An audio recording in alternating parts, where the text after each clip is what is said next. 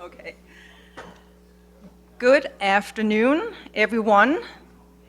A warm welcome to all of you here in person in Boulder at UCAR's Center Green campus, and a warm welcome also to all of you who are joining us virtually today.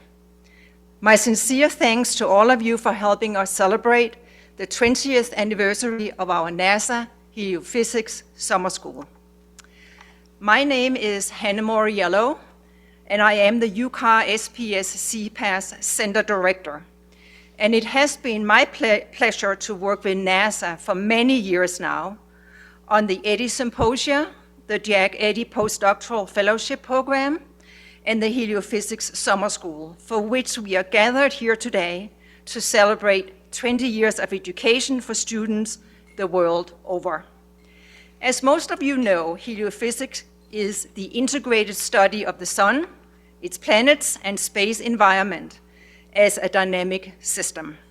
It focuses on the sun's turbulent magnetic activity and its effect on the upper atmosphere of Earth, as well as on other solar system planets and the surrounding heliosphere.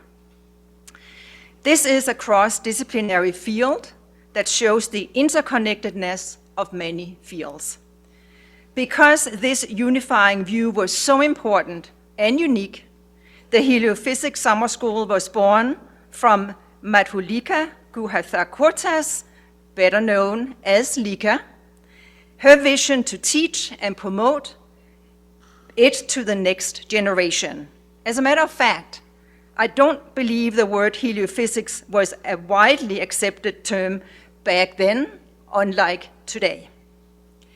With the help of many forward-thinking scientists, this Heliophysics Summer School began in 2007 with this goal of developing the next generation of heliophysicists. This effort aimed at deepen their understanding of how Sun-Earth processes are connected, give them the opportunity to learn from truly accomplished faculty, build networks and support professional development with other early career scientists from all over the globe, and leave them with the resources needed to broaden the scope and impact of their research. These resources include The Sun, the Earth, and Near-Earth Space, a guide to the Sun-Earth system, written by Lika's mentor, John A. Eddy, also called Jack. Additionally, 4 textbooks on the principles of heliophysics were all born from the NASA Heliophysics Summer School and are free to the public on our UCAR.CPAESS website. Along with this, and numerous lesson plans, laboratory assignments, and an extensive video library of past heliophysics summer schools, along with the 3 new online courses, are indeed available on our website. All of this and so much more, such as the field of heliophysics being introduced into university curriculum worldwide. These are the results of this school that started 20 years ago. To date, we have had about 650 summer school participants. Several of our participants have gone on to become Jack Eddy postdoc fellows. For the Jack Eddy postdoc program, we are celebrating its 15 years anniversary this year and have appointed 44 fellows since it started. And we have also held 5 Eddy Symposia. I hope this gives you a glimpse of the gravity of this wonderful adventure and effort that all began with Lika, who is the founder of the summer school, and the spark that year after year helps to gather brilliant minds together here in Boulder, Colorado. Lika is a senior advisor in NASA's Heliophysics division. This tremendous work here would not have been possible without her visionary leadership and passion. I would also like to point out another wonderful scientist who worked for many years developing and supporting the NASA Heliophysics Summer School, Dr. Tom Bogdan. Tom is a research scientist at the National Solar Observatory and a former science administrator at many prestigious institutions. He is also a contributing author to the aforementioned textbook series, on heliophysics. Tom will be our panel moderator today. Thank you, Tom. It is a great honor to celebrate this 20th anniversary today. And without further ado, I will give you our friend and brilliant heliophysicist, Lika. Thank you.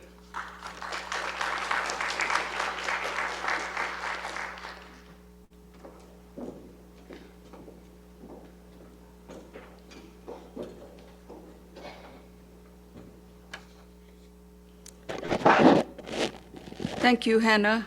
I think you went above and beyond, but we can talk about it tomorrow.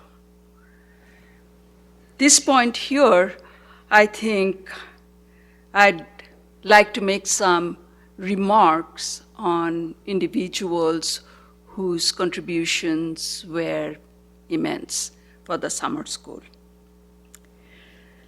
Before we begin our panel, I'd like to take a moment to acknowledge two people who are very much with us in spirit today. I want to believe that. When the Heliophysics Summer School was still just an idea, and in fact, I used to talk to Tom back in the days. Tom, I can't see you from here. I asked George Sisko and Karel Schreiber if they would serve as our inaugural deans. They both said yes. Looking back, I realize how important the simple act of confidence was. Their willingness to embrace a new vision for educating future generations gave me the courage to believe that this ambitious idea might actually succeed. George and Carol believed that the future of heliophysics would be built not only through discoveries, but through people. Their fingerprints are everywhere in this summer school and in the hundreds of scientists whose careers it has helped shape all over the world. I would like us to take a moment to remember them with gratitude.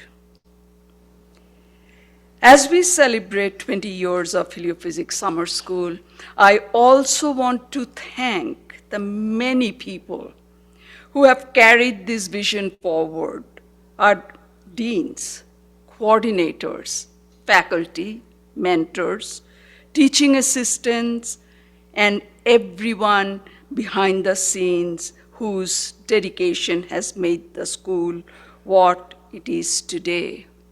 But none of this would have been possible without the sustained support from CPAESS and its prior name. In 20 years, so many names change. People remain. People have the same motivation, and they continue on. This has always been a community effort. Not about Lika, not about the deans. It's all of us. Every single person contributed to this tremendous success of the summer school where we are today, 20 years later. Thank you all.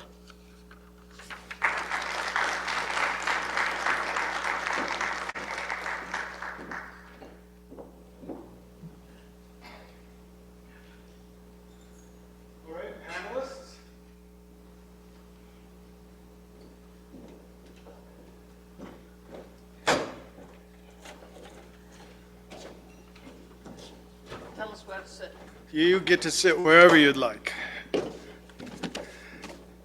Well, we have a real treat for you for the remainder of our time here today. An unusual treat. We've gathered these irascible geniuses who have contributed so much to heliophysics in the science over the past 20 years, some even longer than that, some slightly shorter than that. And we're going to have a discussion here, and I want you to think of questions to ask them because they love getting questions, and the topics we're going to talk about are going to be pretty, I think, interesting, far-reaching, and have a lot to do with the future. We're going to divide our panel discussion into 3 sections. We're going to look back and talk about the journey, how we got here, things that have happened over the last 20 years a bit before some of your time. We're going to talk about what stands in the way, what are the roadblocks that prevent us from understanding all that we'd really like to know. And then we're going to ask our panelists to take a glimpse into the future and ask, what do we expect to see 20 years from now when some of you in the audience are up here on the panel talking to students who are probably just being born now. So let me begin by starting off with Fran. Fran, I want you to look back because you have a really unique aspect in terms of planets, sun. You've worked in cosmic rays, all kinds of areas actually. You've sampled tons in your career.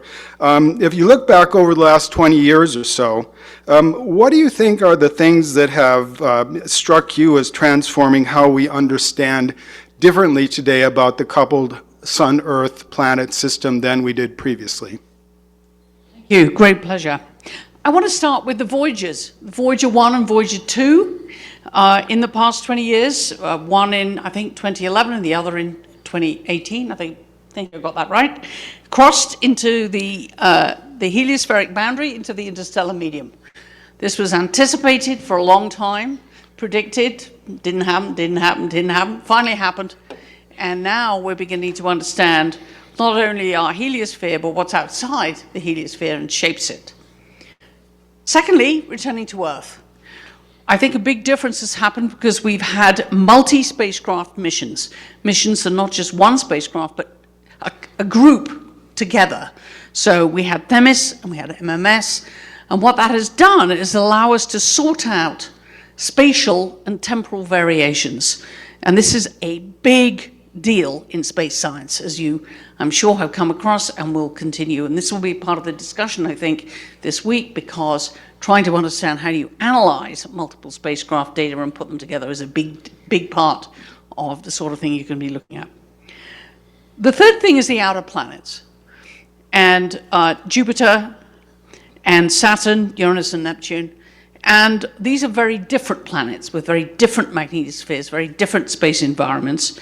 And what has been important in the past 20 years is that we've had orbiters at Jupiter, Galileo and Juno, and that means not just a single flyby with Voyager or other spacecraft.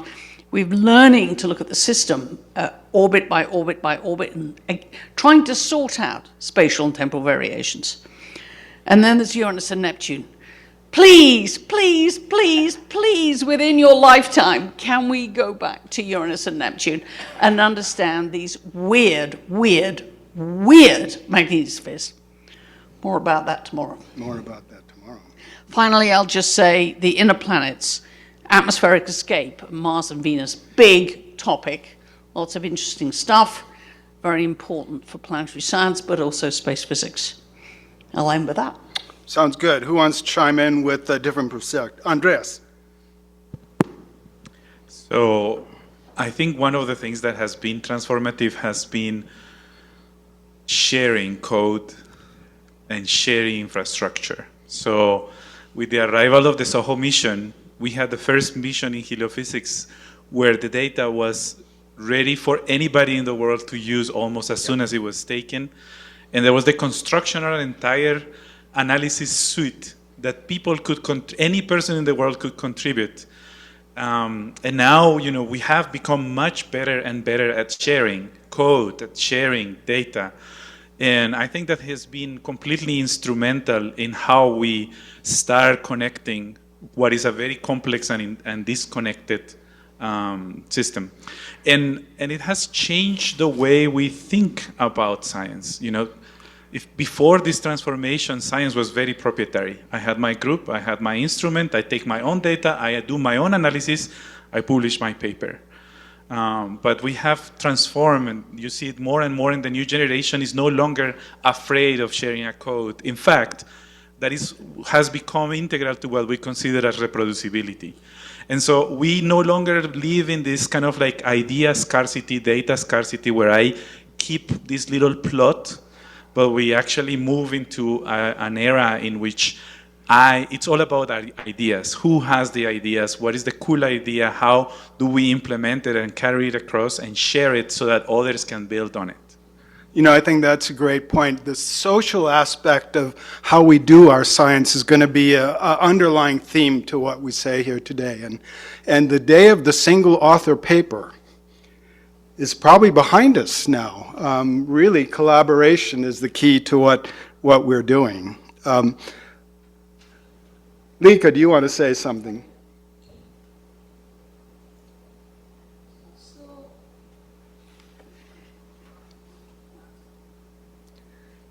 Can you hear me? Okay. So for me, I would say the biggest transformation, and you alluded to it, Frank, totally agree, wasn't one mission or one discovery. It was really a change in perspective. 20 years ago, we studied pieces of the system. That's what we did. Today, we increasingly think in terms of connectivity. And Living with the Star was sort of that embodiment of that idea which generated the summer school. You know, multi-point observations and continuous observations all helped us realize that the physics doesn't stop where our disciplines begin. Remember that. I want to turn to Nick for a moment here and say, you know, we go into our work with assumptions about how things work, what the sun does, what the planets do in response. But these changes that we've seen and what we know, how we work together, the new information coming in, how do you see that affecting the assumptions that you and maybe younger people make going into taking on research problems? That wasn't what I was prepared to answer. So let me. So I'm going to vamp for a minute, but you know, I think So I was thinking about the original sort of format of the question, and one of the things that I was thinking about was back in the CISM days, which is actually at the very beginning of this summer school. The CISM was the Center for Integrated Space Weather Modeling, which I was involved with. And it was the attempt to integrate the different domains, would go across the domains of space weather, which is solar, wind, magnetosphere, and ionosphere, and take those models that have been developed in those domain silos and start to have them talk to each other. And one of the inherent assumptions of that was they were going to be able to talk to each other, and what you were going to get out of that was going to make sense. And sometimes it did, but I think the other lesson from that was that the lesson of failure, right? That in particular at the L1 boundary, at the point where the solar wind, you start to feed the solar wind models into the magnetosphere models, you did not get the results that look like nature. It was, and in part that was because the MHD models were too coarse. And so one of the assumptions was that MHD could do as much as it could do. And it was not, I won't say that people were naive. People knew that we weren't capturing kinetic models, the kinetic results and that sort of thing at the time. But the understanding then, the sort of ground truth then of saying, hey, this model doesn't match what we really see, forced then those models to have to go and start to look at hybrid models and look at details of reconnection and details of the turbulence and that sort of thing.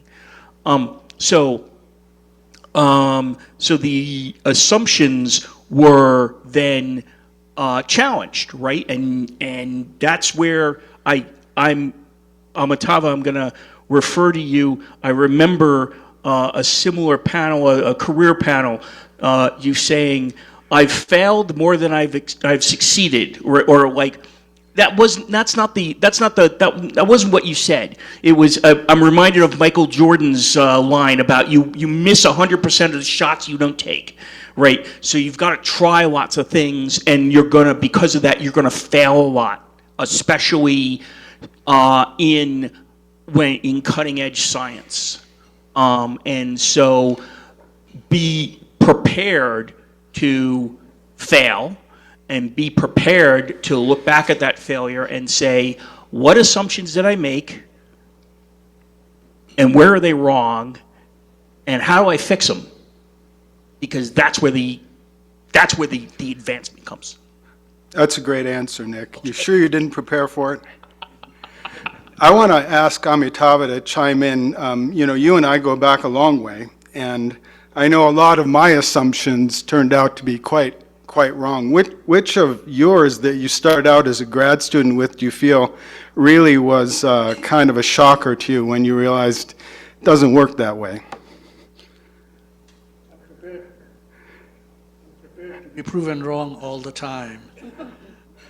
I think to be prepared to be surprised is perhaps one of the best things that we can do, keeping our curiosity alive, our inspiration alive. And I'm very pleased to say that most of the time the people who prove me wrong are people such as the students in the audience. If my career has ever amounted to anything, it is because of the large number of papers that I've had the privilege to work with them on.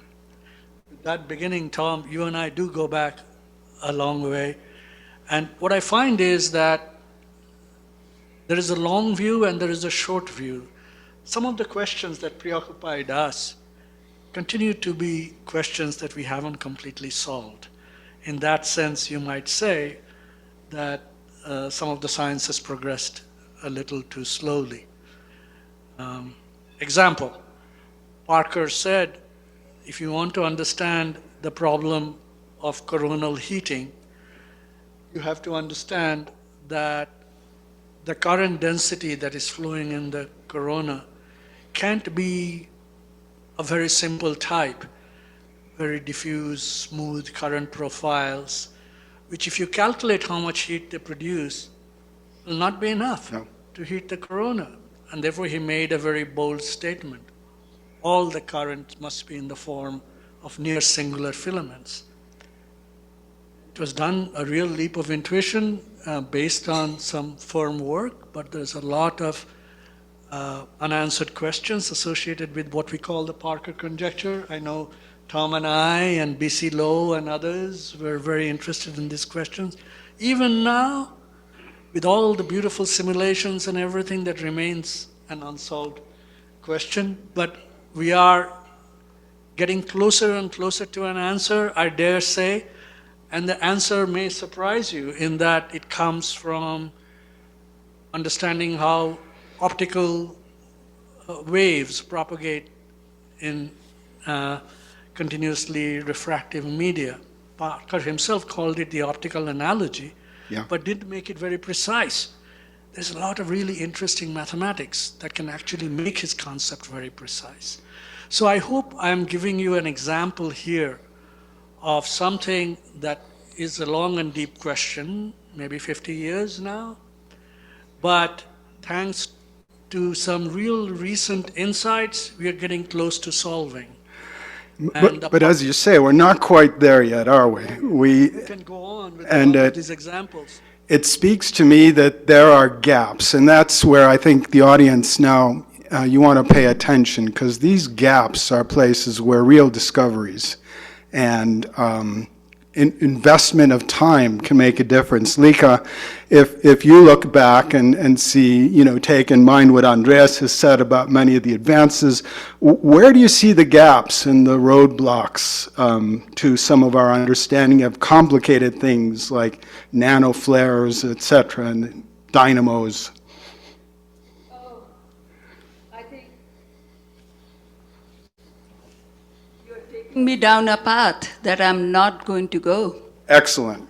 I told you they were irascible.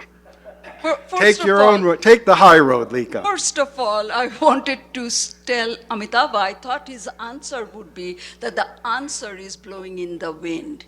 Come on, get on with it. Science, music, art, they are all together.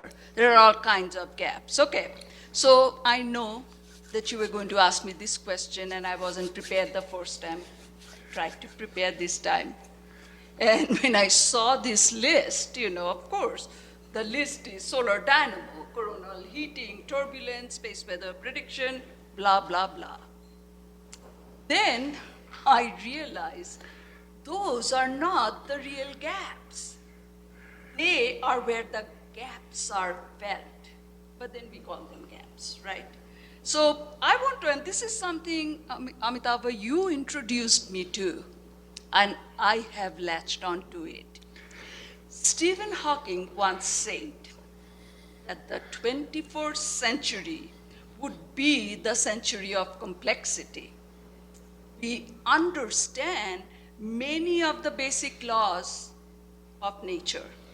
So the challenge is understanding how those laws work together to produce complex systems. And that's endless. And that's you in the future.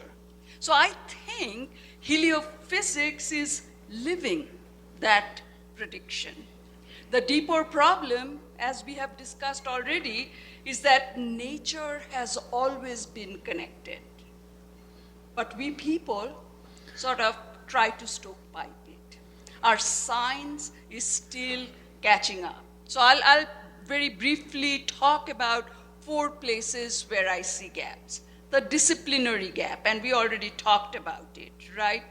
Even within heliophysics, we still think in terms of boundaries. Solar physicists, spheric physicists, magnetospheric physicists, aeronomy, you name it. Yet, all of these spaces, thermosphere, ionosphere, respond to processes that actually began in the interior and propagate, okay? So it's not working? No? Oh. Hold it sideways. I'm sorry, I move. I'm kind of in that regard an Italian. Sorry. The same plasma physics also connects us to laboratory plasmas, astrophysics, and planetary science. I'm going to use it on my left. And so our challenge is not simply crossing disciplines, it is understanding also what is universal and what depends on the physical regime. And we were talking about this. I'm sorry, I know you gave me the riot act. I'll finish in 3.5 minutes. 3.5 minutes, modeling gap, okay?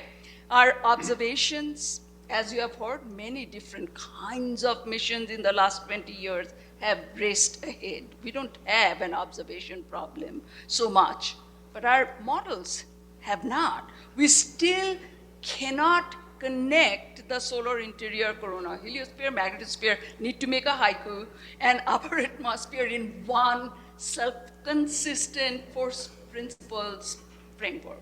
Instead, what do?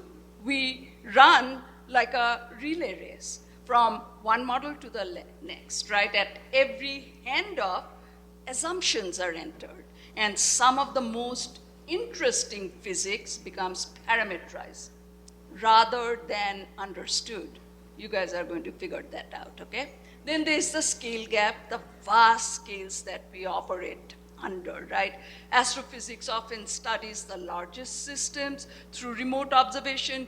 Heliophysics actually lets us probe the plasma directly from kinetic processes measured in situ to global evolution across the heliosphere. So the challenge is no longer observing those scales. It is understanding how microphysics organizes macrophysics behavior. I think these were probably some of the things that Stephen Hawking was trying to communicate to us. We should adopt it and make it our mantra. And the final gap is the comparative gap. And I think Fran already started with the comparative gap, which was absolutely stunning. You already know that. So sun has become our laboratory for understanding stars, planetary environments, and habitability. So the same physical laws, and this is something to remember, many ways to parse it, right, that operate everywhere, but under very different magnetic fields, densities, gravities, rotational rates, evolutionary history, and so it changes kind of what we see on the face of it. So our challenge is determining what is universal, what is scale dependent, and what is truly unique. And Nick has been trying to teach this from day one in the labs, connecting this. So perhaps the biggest gap is not a missing equation or a missing observation. It is learning to think about a connected system. Nature has always been connected. As I said earlier, our science is still catching up. And to me, that is the grand challenge of heliophysics. Well, I think that's very well put. Thank you. Fran? I'd like to push back a little bit, Dika.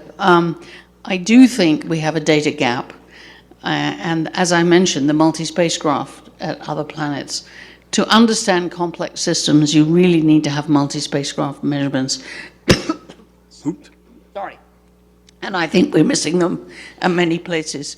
Also out in the heliosphere, other areas of the heliosphere, not just at the outer planets, but multi-spacecraft measurements are really important. I totally agree. I think that's a good point. I want to ask Farzad, as sort of the person on the panel here who works closest to home. I mean, your objects are not 93 million miles away that you're dealing with. And one would think, since observations go back to the early part of even the late part of the 1800s, there's still gaps, though, in our knowledge of what's happening in the upper atmosphere. And is that about complexity that we can't get a handle on, or is that about a data problem? I think you're leading to the next question that Marco will probably address in terms of what are the limits of space weather prediction. So in ionospheric physics, for example, there are people who are still working on plasma instability processes that are not well understood. Yeah. And that requires both data taking, so people are taking data at, for example, very large radars at the very high resolution, time and space resolution. So you could argue that you can always have better data. Whenever you increase the resolution, you see more. It's just when the telescope ends, the microscope begins. So when the tools of scientific discovery improve, you're going to discover other things. So there's always that component of the fact that more data is going to reveal things that we haven't thought about. But at the same time, a lot of what has been occupying the ionospheric community is what really started a lot of the early work in 1920s and 30s in terms of, for example, the impact of ionospheric instabilities on radio wave propagation. Yeah. Over the horizon radar, just being an example, the impact on astronomical observations.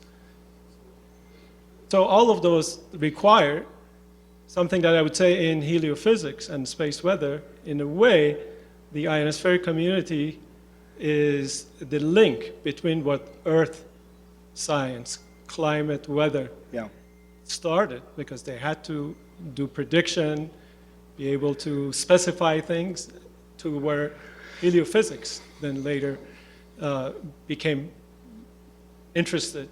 Yeah. In fact, George Sisco, who was mentioned, was one of the pioneers of talking about space weather as one of the paradigm shifts in heliophysics. Absolutely. Why don't you hand the mic over to Marco, because I know, Marco, you've been thinking a lot about this question and the question of why is space weather prediction so difficult? Is it data? Is it lack of, is it a physics issue? Is it fundamental limits? Do we have to really get down to the gyro scale of the particles to understand what's happening? What do you think? Well, I think it's a little bit of a combination of all three. One issue that's been discussed so far clearly is data. If you're trying to understand a system as complex as the emission or focused emission of energy from the sun and how it affects the Earth, you need measurements and understanding how this happens. How is the energy stored in the solar corona? How is it then released? And what happens to it as it propagates away and reaches the Earth? And so you need measurements that will allow you to build a theoretical prediction which is not based on a combination of psychology. Let me just interrupt for a second and bring in a topic. Scientific progress, we like to describe it as a rational scientific method thing, but it is carried out by human beings, and human beings are deeply irrational and follow fashion, and in exactly the same way as they follow fashion, they follow ideas. And ideas tend to become ingrained. And so if an idea has been particularly successful in a certain aspect, and people have an intuition that it might work someplace else, they're going to try to start applying that idea. And that leads to a kind of prejudice or in the way you interpret things. And so this has happened, I think, in plasma physics a few times. And one case in point, I think, is, in general, the physics of the instabilities that lead to coronal mass ejections and eruptions that then lead to the Earth. So I think one of the problems is trying not to impose a predetermined idea and trying to look at the data that we do have objectively and without prejudice, but also we need better measurements to understand the dynamics of this system. So I don't think we've reached the limits yet. That's for sure. And again, multi-spacecraft data, we've learned so much from stereo, for example, having different points of view. Instead of relying on the simple point of view, the plasmas have this horrible habit of being mostly optically thin, and so projection is a fundamental thing. And originally, before we started making measurements from more than one position at the same time, people thought, oh, well, I can get just by one image, I can sort of work out how the 3D thing is. Well, no, guess what? You can't. It doesn't work that way, and stereo has taught us so much about that. And therefore, this is the other kind of thing that we are missing and lacking to be able to create a better space weather. Then we can come back to what Lika was saying, is that we all have our own specialization, and it's very difficult for a single human to be able to encompass all of these different domains together. In fact, this is one of the major tasks. And to connect it to some of the things that Amitawa was saying, the basic dynamic of the system is extremely nonlinear. And although we may know the basic laws of physics, the equations that we write to describe the system are never real ones, because the real ones are just too complex. So we end up writing equations that describe a model. And then we fall in love with that model, and we hope that all the solutions will come from that. Well, they won't, and we'll have to learn something new to be able to go beyond that. The way my research has gone on for a long time now, I've realized that you shouldn't trust us. Because the physics is so complicated that the minute you scratch the surface, even something that maybe I will describe tomorrow that I'm going to give you as a lecture, but when you scratch the surface, you'll very quickly reach the point where I'll say, well, really, I don't know. That's the fundamental nature of the complexity of the system. So that comes to the final part, which is the limits. I don't think we've reached by any means the limits of our understanding yet. Right, and so voila. I hope I've given some kind of answer to this question. Did you want to say something, Farzad, please? If I may add, since the question had an element of what's going on with space weather prediction? Are we at a point, understanding and prediction, I think, together, are we at a point where we can say, yes, some things we can predict, other things we cannot? Can we categorize things into phenomena with deterministic behavior versus stochastic behavior. Can we do that?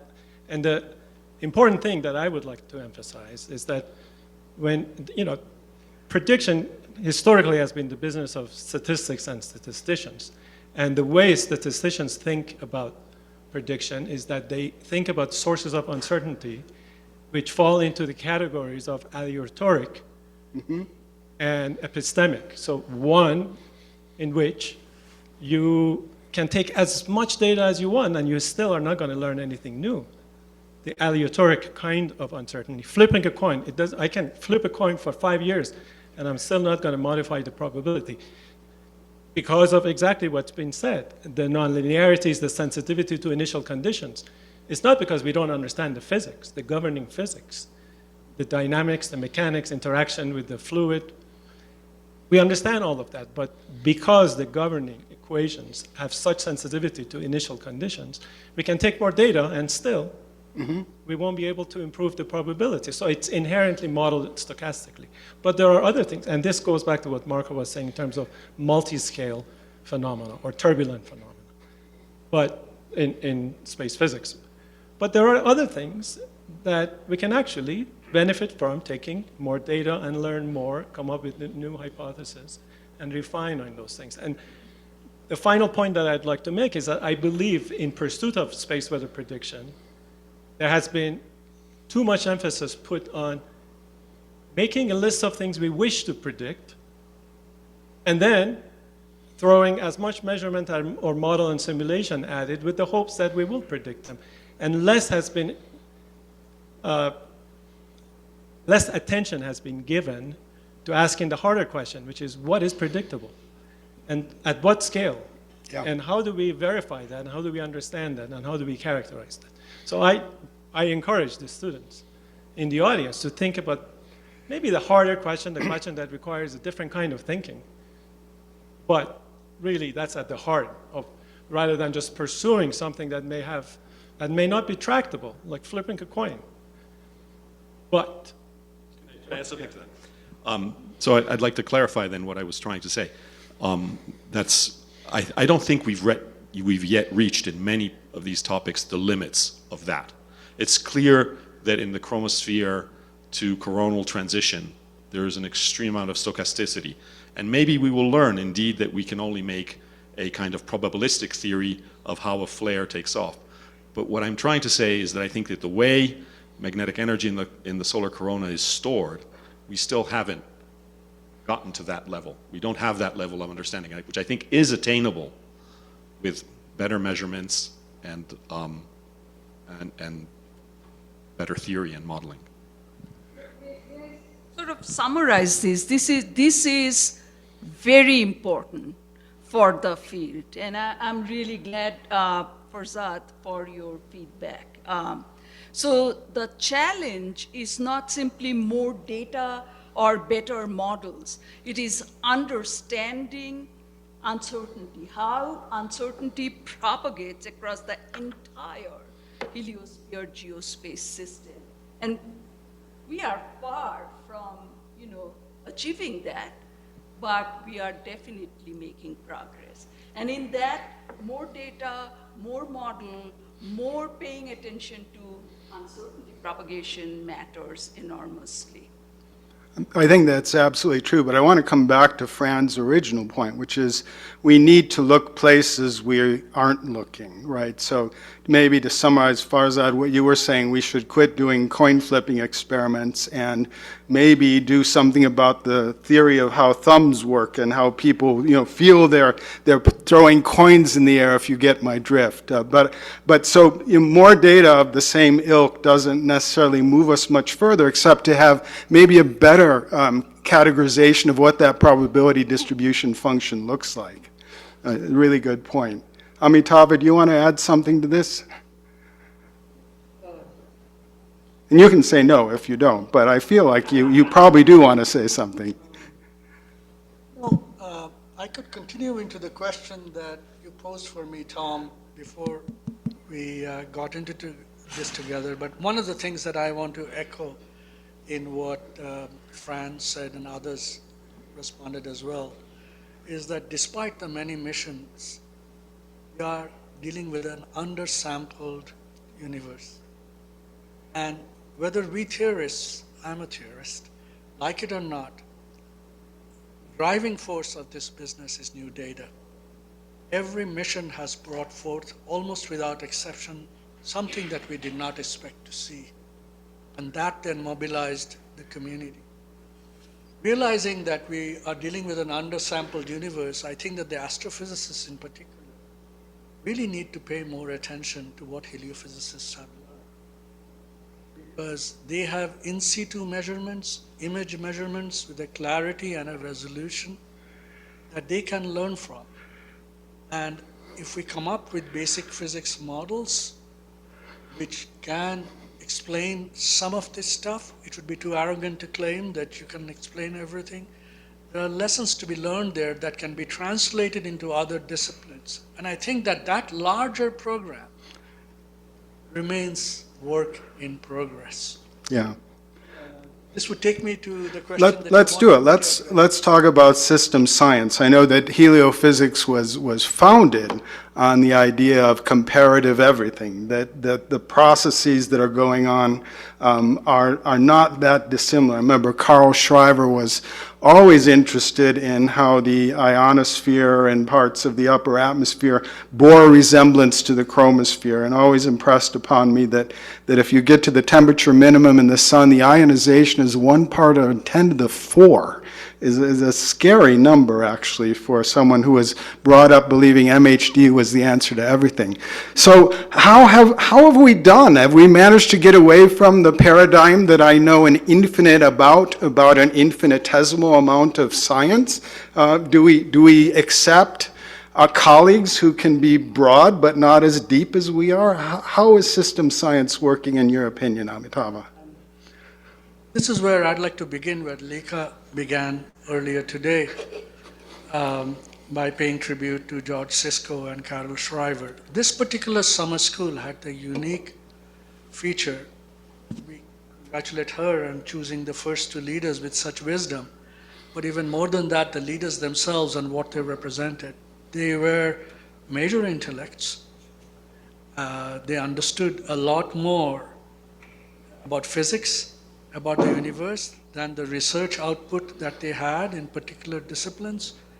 And they're able to see the connections, broader connections. And the books that you have reflect that breadth. Therefore, the school was conceived with an effort to bridge. It not only made heliophysics part of our lexicon, and successfully, I would submit, but it also gave us a whole range of topical overviews. Carol once told me that it wrote something like 3,000 emails to get 4 books done. That's a phenomenal number if you think about it. But that amount of effort went into producing these books and the lectures.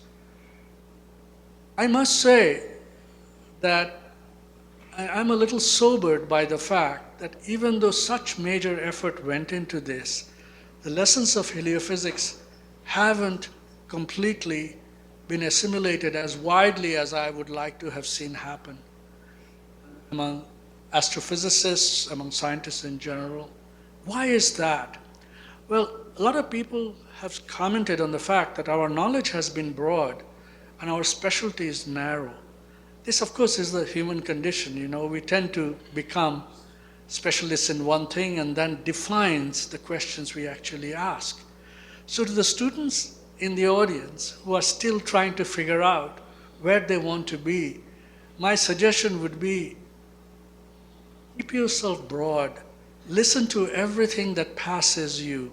A seminar that has a title that you may think is only tangentially related to what you are working on, go to that. It is very likely that you will leave with something that will stay as a seed in your brain to later on lead to another action. And this is what I'm recommending to students. I would recommend to all my colleagues. The coronal heating problem in particular, which is my favorite, I've been my favorite for 30 years because I haven't solved it. I recently got an insight from condensed matter physics that I think would be of great value. And it happened in a completely unpredictable way, through the crack in the door when I was not looking. because I happened to be at a lecture where something was said and something ticked in my mind about how it might be applicable. I think that we all, not just students and others, need to go to science in the spirit with which Carol and George went about it, which is that they tried to connect questions in their discipline to broader, more fundamental questions. They did not say, for me, be a theoretical physicist first before you become a theoretical plasma physics. I had the luxury of good education where I could do this. May you have the same luxuries, and I'm not privileging physics here. Similarly, if you go into a discipline, try to get a broader sense of the discipline, not particularly only the specialty that you're working on. And I think if we do this together, heliophysics will have its due impact.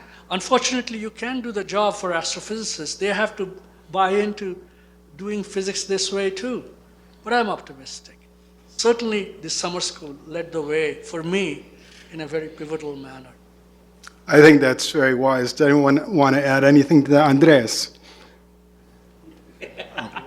Oh, Nick, sorry. Andreas for Nick. So yeah, so I am yes and right. And I do a lot of improv. So yes and is one of the keys to improv. Is like so. That doesn't mean that you shouldn't hone a particular skill set and hone a particular expertise, but also look for where that expertise can be applied in all these different places. And so so one of the points I often want to make for participants of this summer school is many of you are here in part because in your background you've already become an expert in a particular area. In fact, you may be the expert in the room right now on that. Yeah, don't shake your head. I see you shaking your head. There's a good chance. I mean, I don't know what you did last week, right? You know the research you did last week. And so you may be the expert in the room. And if you aren't the expert in the room, there's probably only one or two other people who might be the expert in the room. So at any given time, you're certainly that. So you are already bringing that into the room. And part of our goal is to have you share that with each other. And again, to have this broader view of what heliophysics is doing and what the kind of work that we're doing. So, and that goes along with what Marco was saying about don't trust us, right? Because we might not be the expert in what you're doing. Before Lika says something, I'd like to see a show of hands. How many of you feel that you have ample time to go back and read a paper or go to a seminar on high-energy particle physics? 2 hands.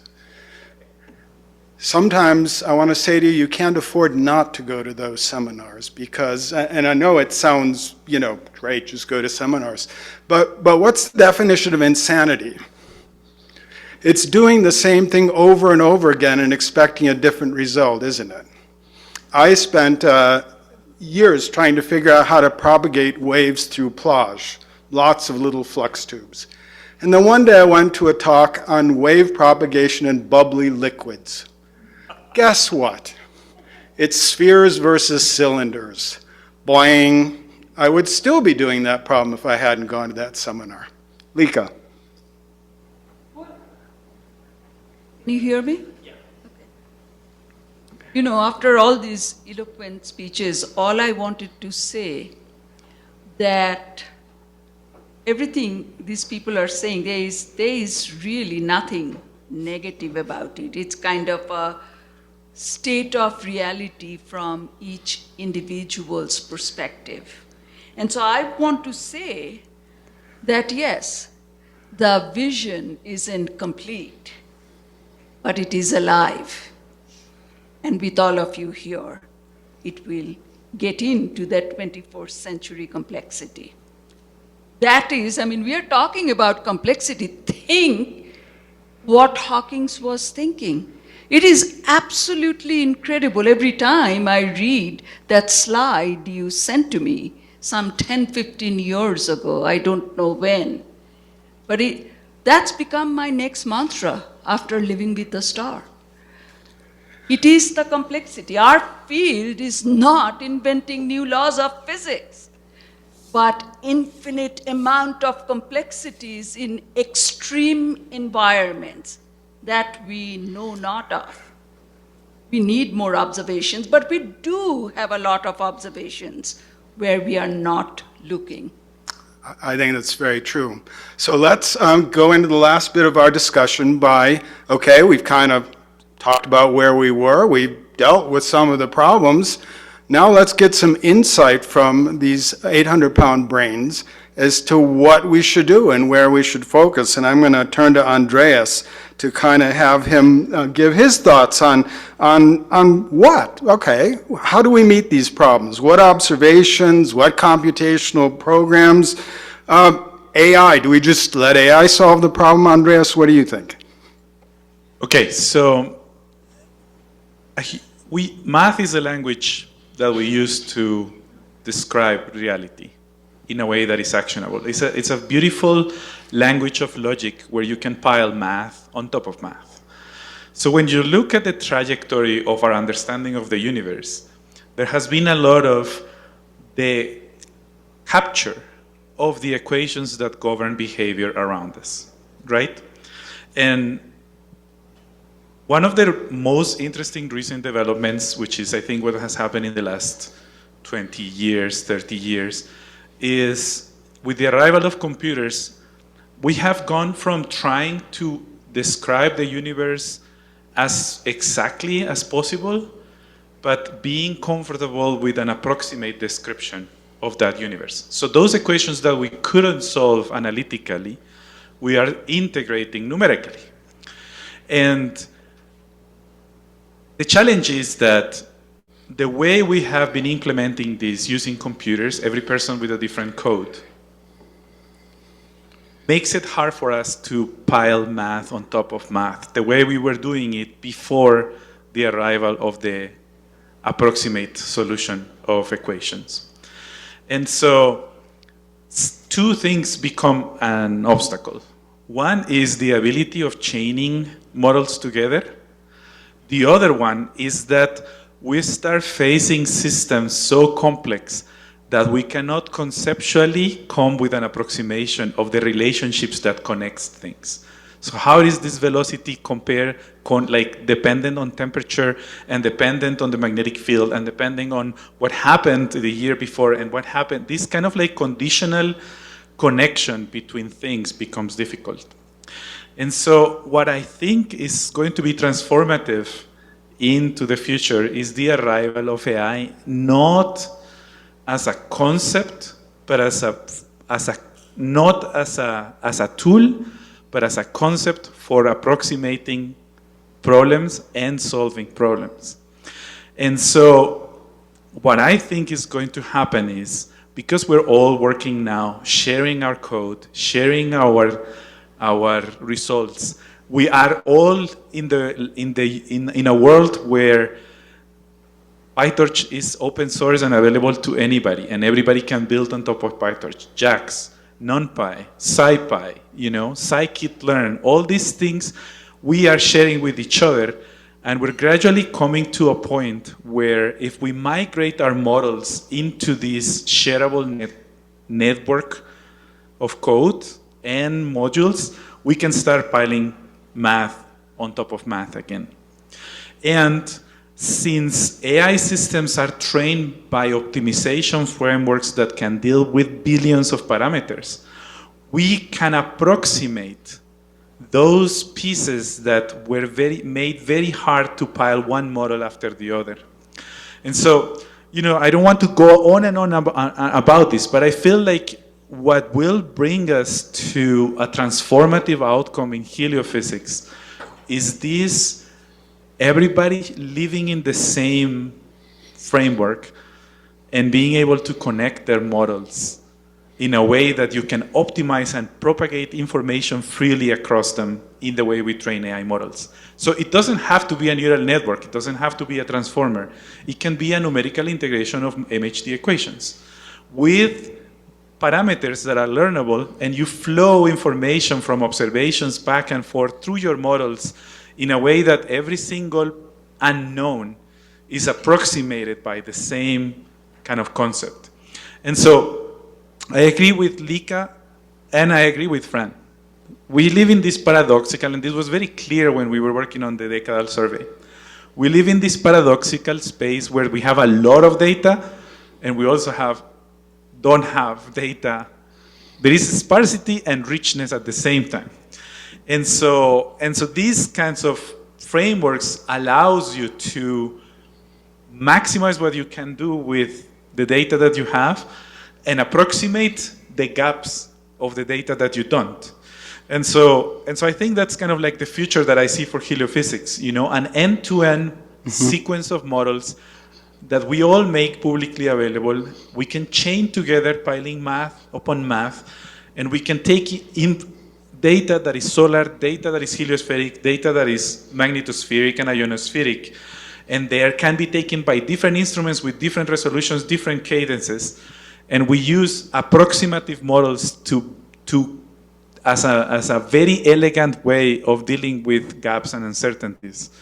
And so at that time, we organize ourselves as a community also with better metrics, clear ways of measuring progress, and we start, I think, you know, in the next 10, 20 years, you guys are sitting here thinking, okay, you know, this is what was transformative. You know, the fact that we really completely integrated as a community. And I think, you know, that is I think, the other thing. Yeah, I think it's... Marco, what do you think about that? Is that too optimistic from your perspective? We have heard some of these things before. Sorry, I'm always the pessimist in these kinds of things, but anyway. That's why I turned to him. No, I agree that there's been a transformation, and the transformation will continue in the direction that has been just stated.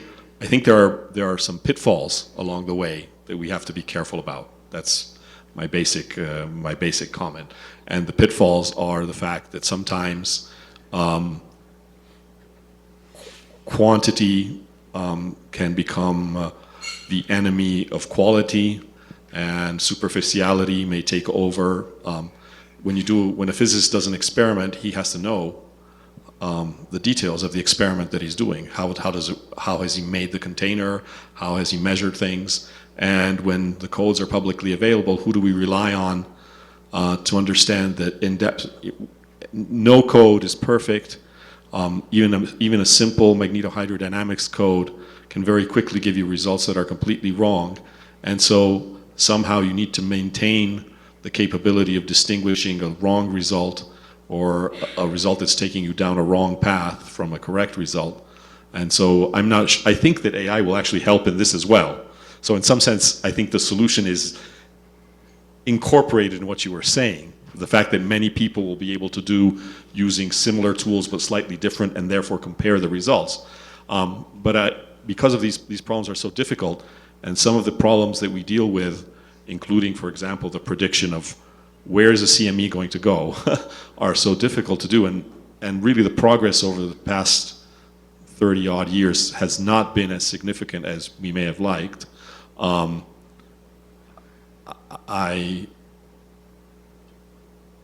would just like to temper the optimism. Groups of people can work together, but sometimes it works really well, sometimes it doesn't. And I think that if AI is used in the proper way, then we'll have the best of possible worlds that you were mentioning. Well, we should remember always that failure is an option for us, and we learn a lot through failure, probably more than we learn through success. I want to ask Fran to kind of think about this question and where you see the future going. And I just want to recall that I remember handing stacks of cards to readers to run computer programs, and clearly we have so much, you have so much power at your disposal. How do we use it wisely? Oh, well, I look Yep. much better than I am, yeah, no. Yeah, I could bring in tomorrow my punch cards and mag tape. No, I'm actually going to move away from technology and emphasize a couple of things.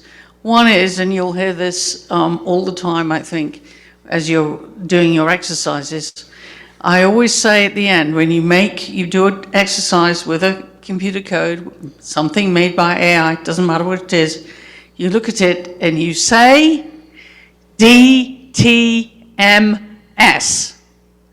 Does this make sense? Okay? You just keep putting that in your head. DTMS, DTMS, DTMS. Does this make sense? And if you keep that there, then we'll get through this technology, whatever kind of technology it is. The second thing I want to say is, I think a great key to success is to be nice. You need to get on with your colleagues. Here, here. I've come across assholes, I'll be blunt. But, you know, very often they have not succeeded. They've not moved on. They've not been successful. I mean, there are a few, right. So work as a team. Be nice and get on with people. I strongly recommend it. Yeah, you can be vocal and persistent and a bit obstreperous, as I'm often called, but in the end, I'll smile. Yeah. Thank you. Amitabha, why don't you say something?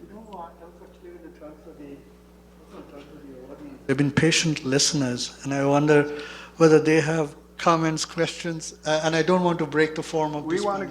We want to kind of finish off, and then about 5 more minutes, and then we'll turn it over to them. Oh, that sounds wonderful. I do want to make one very short comment on what Andres presented, because we keep hearing AI as an acronym. And for all of you, AI is artificial intelligence. But I'd like you to keep in mind, there is nothing artificial about AI. We created it. It's a tool, much like a telescope, a microscope, whatever you want to think of it. So I personally like to use the word augmented intelligence. That's what AI is. It's beyond it is using statistical tools and creating a level of augmentation that we have not had before. That's all I wanted to say. Great. I want to ask our last question, which is the most exciting question of all, and we saved it for Farzad because he's the most exciting guy on our panel. And so Farzad has been imagining one of you in the audience sitting up here in 2046. God knows where we'll be, but that's not the point. And you're speaking at the 40th anniversary of the Heliophysics Summer School. And Farzad, you know, predictions are difficult, especially of the future, but what do you think one of our students here will be telling the crowd about the advances heliophysics has made over the 20 years? Perhaps they will describe how Amitabha solved the problem of coronal heating. Yes, it's always a possibility. And maybe they will describe it using holographic visualizations. Aha. There are lots of fun ways we can play Back to the Future. And we can go through this, you know, embark on this time travel exercise, and it's fun, and it's very useful in my opinion. I think one guiding principle is try to go back and think about how things were, maybe 5, 10 years ago, what has changed. Progress in science, as we all know, does not happen in a linear, predictable trajectory. You know, as we know, the structure of scientific revolution, the paradigm shifts, and if you just look at the last century and just look at, for example, pick your favorite, most important development and put it, let's say, in the first 50 years, since let's say 1920 to 1970, 1970, 2020, and ask the question, what are those very significant, life-changing in terms of the course of humanity? Has it been uniform? And I think the answer is, you can pick your favorite, you know. Maybe in the realm of physics, you can think of quantum mechanics, quantum fields. Maybe in the realm of atomic physics, you can think of nuclear magnetic resonance. Maybe you can think of nuclear power. Maybe in the realm of, let's say, computer science, you can think of the invention of automata and the whole idea of a universal computer and machine. There are many things you can think. Maybe in the realm of communication, you can think of Claude Shannon's theory of communication and information theory. There are many things you can think of, but they all have been, if you think of those examples, paradigm shifting. Now, photolithography, printed circuit, transistor, the invention of transistor, John Bardeen. But now, fast forward, maybe since the 70s and until now, and try to name what they are. I would say that there are many we can think of, but they are, I would argue, of a different flavor, a different type of flavor, maybe somewhat more incremental. Certainly, you can talk about integrated circuits. Certainly, you can talk about microwave and wireless communications. And certainly, you can talk about, by the way, in physics and astrophysics, the most recent one, the verification of gravity waves. Yeah. So very significant. You can talk about all of these. But I would like for us to ponder that the change in flavor of the progress that happened at the earlier part of the century versus later part, and of course, AI and data science, and we can all bow to the miracle of technology. It's hard to argue with success. Yeah. But the flavor is different. And at the same time, if you look at patterns, the flavor of how we go about the business of science is fundamentally different. Yeah. It's already been discussed, right? Maybe collaborative work, maybe community, maybe something that has the flavor of bigger teams with a lot of transmission and communication, and not as much that the lonely work that sometimes is required of deep thinking, a different kind of thinking. And so the sociology of science is changing, the culture of scientific inquiry is changing. And so even though I think there is tremendous opportunity in the realm of data-driven discovery in heliophysics, and that's the theme, right, of this year and last year's school. And there's certainly a tremendous opportunity, but I don't recommend, I don't urge that we jump on it and be evangelists about it. I think it's important to understand where the realm of opportunity is, but there are also pitfalls, there are limitations in the process of embarking on this mode of inquiry. We are changed. Goes back to the question, how many seminars have you been going to in elementary particle physics or some other thing? So how much time do you have? Certainly it is true that there is more resources than 20 years ago in terms of supporting science. There are definitely more people working on science. But does that translate into more outcomes, more meaningful, significant outcomes? Yeah. I think the answer requires a little bit deeper thinking. So I urge the students, as you embark on and you think about what your mark will be 20 years from now, to appreciate the beauty of how much is available in terms of data and the value of data and significance of that, and methodological advances in which one can infer scientific meaning from data, but at the same time, recognize that in the process of doing that, we are changed, and what gets sacrificed in the process, right? That's my... Thank you, Farzad. I think since we've talked at you for an hour, it's now your chance to talk at us. There's 2 microphones here. Don't be shy. And you don't have to ask a question. If you want to give your own opinion on these questions, we're happy to listen to you as well. So please grab a microphone. Don't be shy. In fact, they only came here for the questions that you were going to ask. They weren't particularly interested in the ones that I had to ask them. So take the opportunity, and they're all in a good mood, and please. There we go. Thank you very much. I'll get things started. And this is just a more abstract question. I'm Dr. Lisa Upton from Southwest Research Institute. I study solar cycles and try to understand and predict solar cycle activity. And I've been, I think, a student and a teacher at at Heliophysics Summer School. So it's definitely been an asset in the development of my career, and I appreciate all of the people that have come together to make this such a wonderful program. So thank you all for all of your contributions to that. The question that I want to ask is, I think one of the most important things about science, one of the driving forces behind science, is that curiosity and that sense of awe and sense of wonder.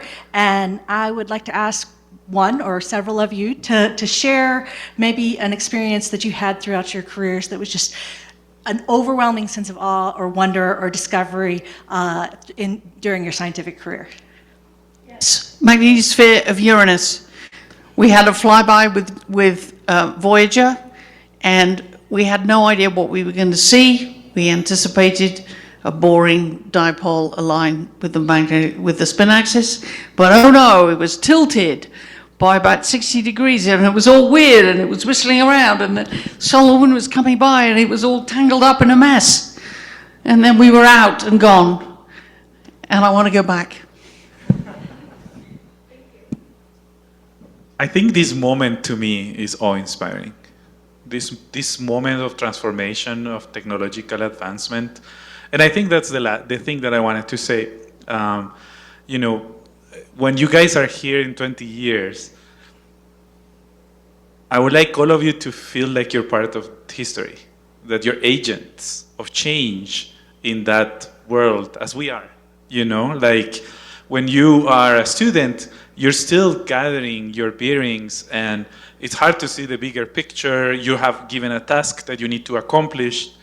But I think, to me, this moment of time where I'm trying to connect with the progress of history, the biggest problems of the field, and a promising tool that we need to understand and wield and teach each other how to use, etc., is an awe-inspiring moment. And I would like all the students here, when they're here talking about what they see in the future, that they are sitting here with the sense that you are part of that progress. You are a critical part of that progress, that you're connected with the bigger issues, with the issues that are affecting us as a community, as a society, etc. So those are the things that I think are awe-inspiring for me. Anyone else been inspired? Well, it's almost giving a little history. You look at me as history right here, right? One of the older members of the community, having participated in so many things. Did I ever imagine this as a child? No. I came to Boulder, Colorado to do my graduate school work, and US wasn't my destination country. What I'm trying to say here is that there are so many pivots in life that will take you in different directions, that when you look at your life in sum total, that is freaking awesome. Heliophysics exists partly because of me, because I pushed it from inside. It's not because of me.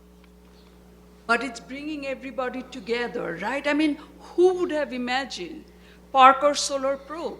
That is the mission that kept me at NASA headquarters forever. And it hasn't told its story yet, Marco. But it is there. It is written. The data is there. The story will be told whenever it is told. Stereo. I mean, the incredible missions I did, the incredible people I've worked with, all of you students. So how do you describe awe?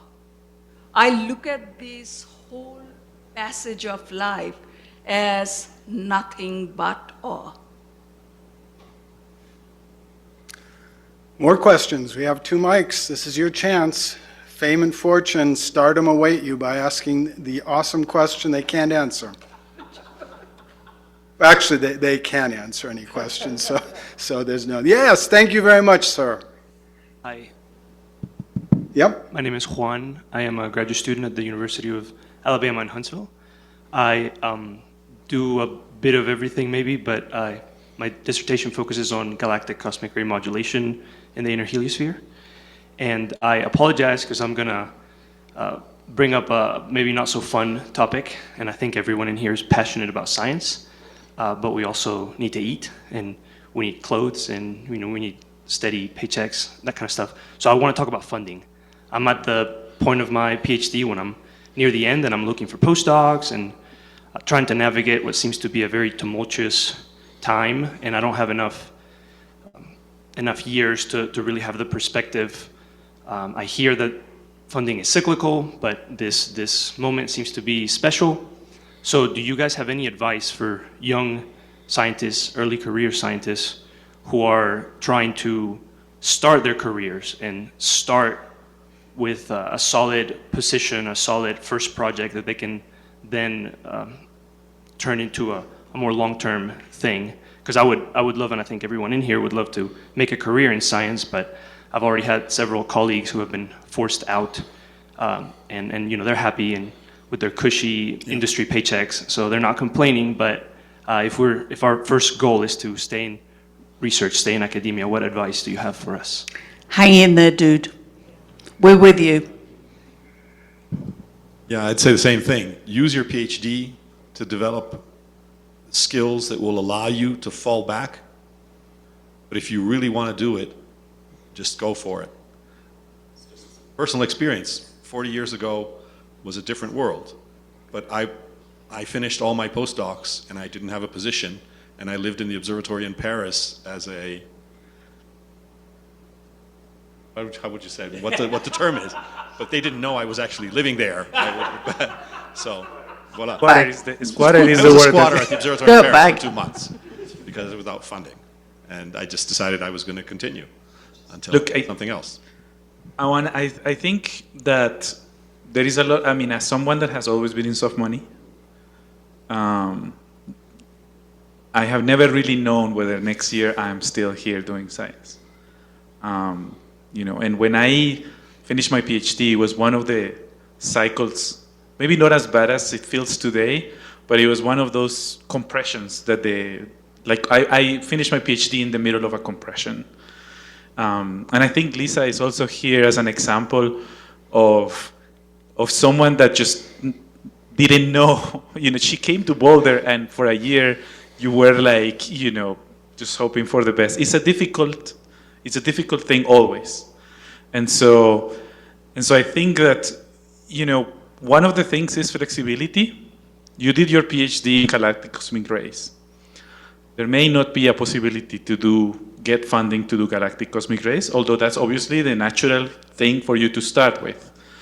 And so when I look at the people that are senior to me, and you look at these stories, there is a constant adaptation that is necessary to stay in a field with so much uncertainty. And so you may need to stop doing galactic cosmic rays and do solar wind, or because there is adjacency between cosmic rays and solar wind. But you could also do, absorption of energy in the terrestrial atmosphere from galactic and cosmic rays and solar energetic particles. So there is these kinds of things where you, especially when you come into these downturns, you have to be super open to do anything and keep knocking doors and things like that, and things open up. Now, I have friends that also have left the field, as you have, at all stages of my career.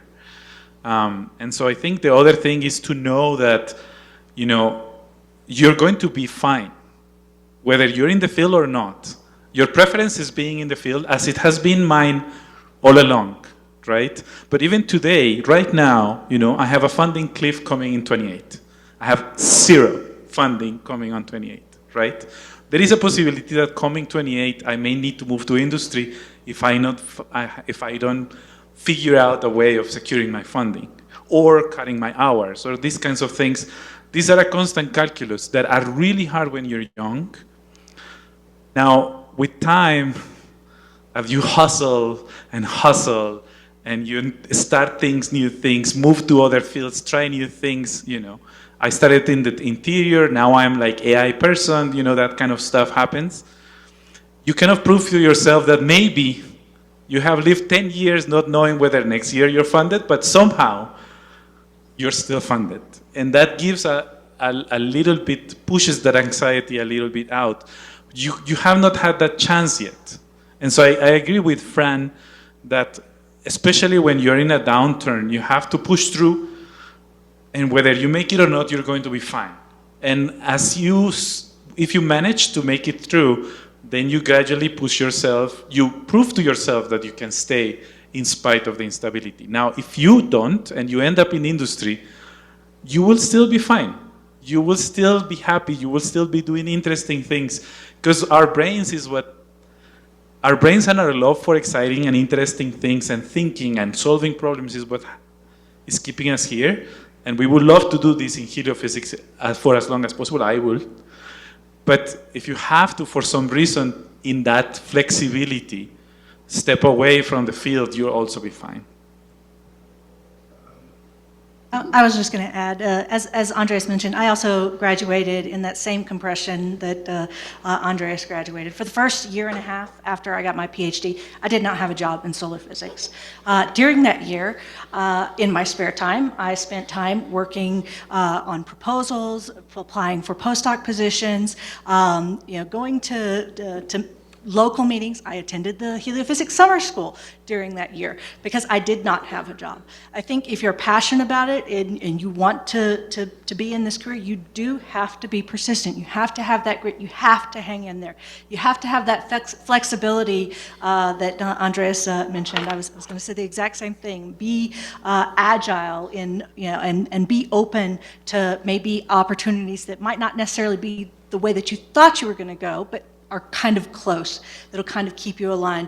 I also advise you, build your network. The broader you can build your network, go to meetings, talk to people, get your name out there, get your face out there, find out what other people are doing. Be agile to the responses that are coming out. NASA is coming out and they're saying, these are the things that we're going to want in the next couple of years. They want research to operations. They want results-based physics. You have to learn how to sell your science in a way that's going to help you get that kind of funding. That's a very valuable skill. So grit, flexibility, networking, and being agile, absolutely. And if you want it, if you're persistent, you will find a way. Thank you. And a little bit of luck doesn't hurt. Yes, sir. I wasn't sure if there was going to be something added on. My name is Marcel. I'm a graduate student here at CU Boulder. I guess my question is more on, we were talking about kind of like how science sometimes and ideas work more as a fashion than necessarily just like a free flow. And I wonder if you all could share, maybe from your perspective in careers, any moments where you've had to challenge the fashion or how it's been successful or not. I'm very curious about that. I can try. Yes, please. It's a very good question. So was yours. I think you got that.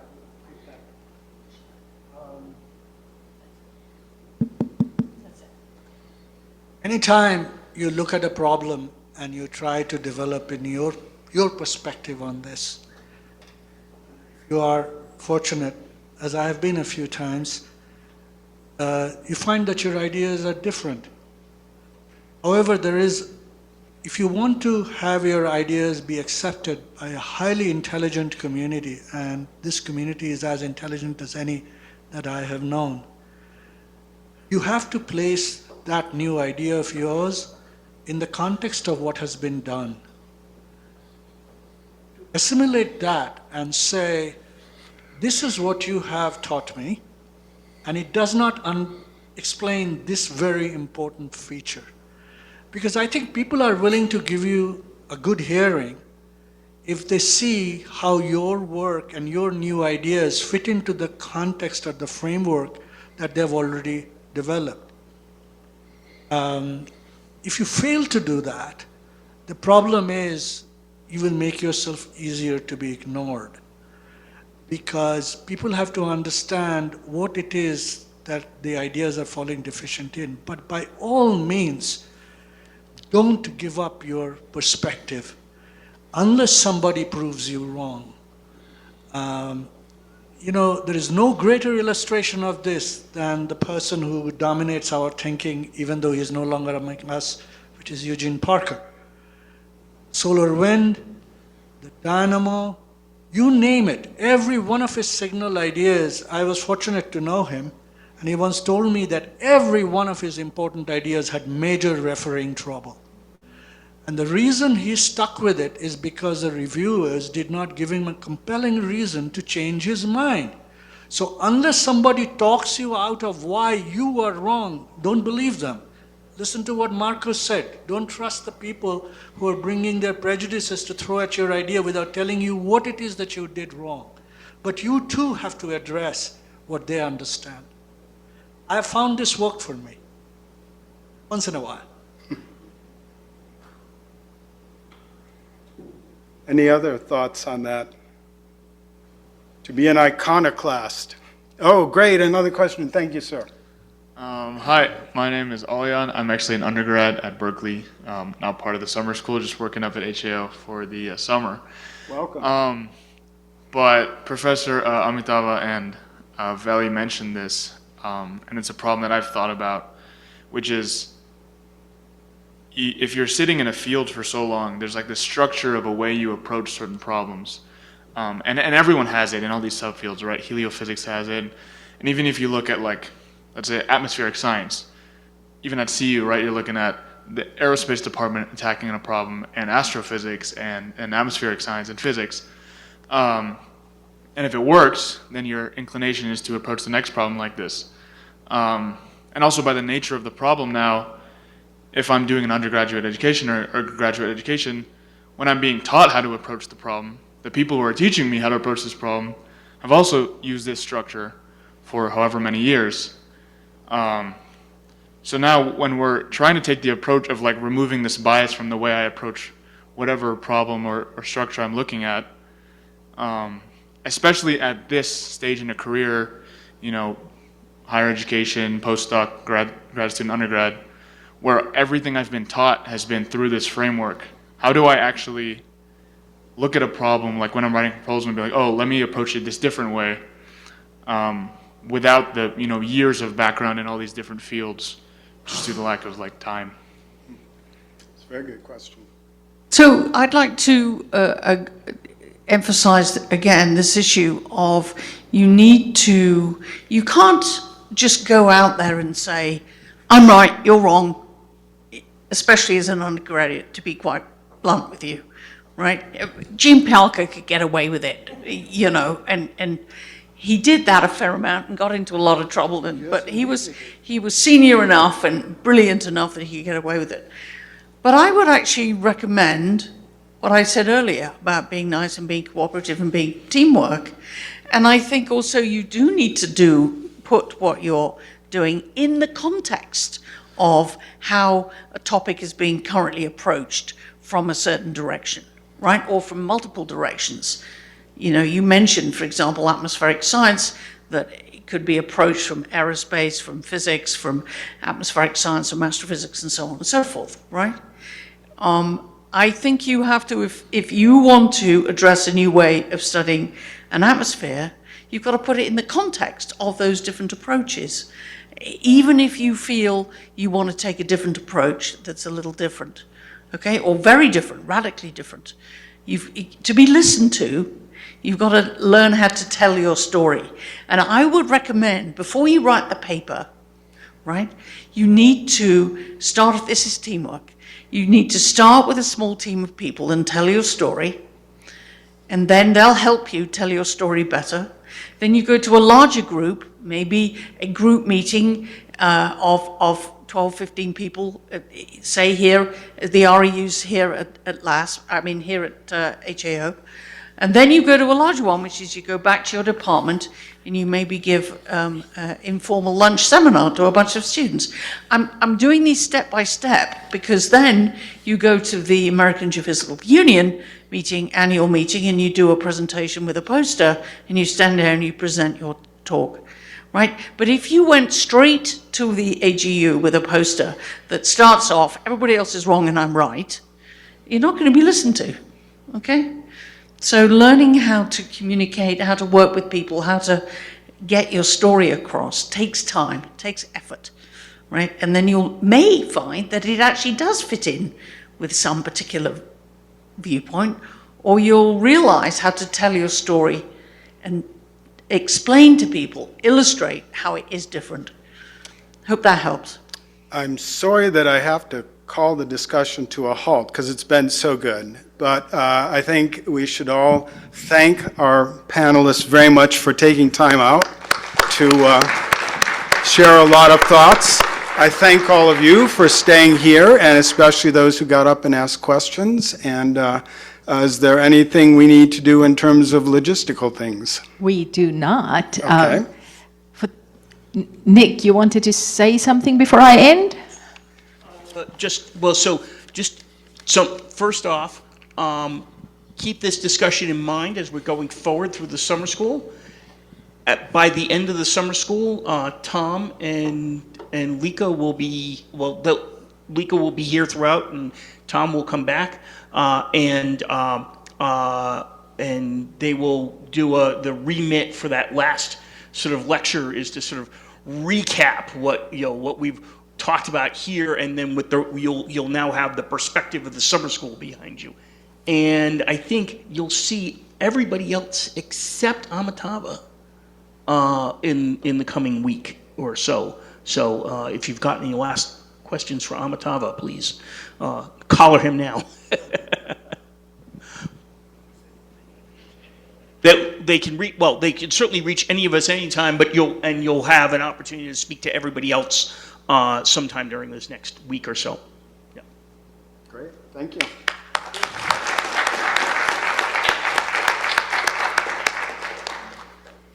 With that, by the way, I have not introduced myself. I'm Cindy Bruhier. I'm the Deputy Director for CPAESS, where this amazing program is hosted. I want to take the opportunity. At some point, somebody made a comment in saying we have 800-pound mines up there. And I do want to say thank you to all 8 of them for taking the time to be here. They are leaders in this field, and they could easily have said, I'm busy, I'm not going to be here. They are our leaders, and they really stepped up and be here tonight. So I do want to say to them, first and foremost, thank you very much for taking the time and being here with us tonight. So let's give them a round of applause for being here.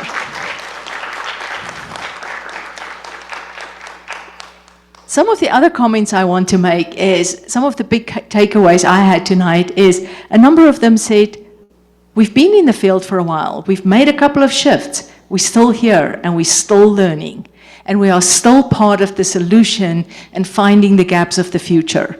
A number of them were here where you were 20 years ago. We actually have people that was in the summer school. We have people here that's Jack Eddy Fellows that was part of an event, or our postdocs. So we have people in this room today, we have people on the stage that was part of our Jack Eddy Fellows, and they didn't see themselves being on that stage 20 years ago.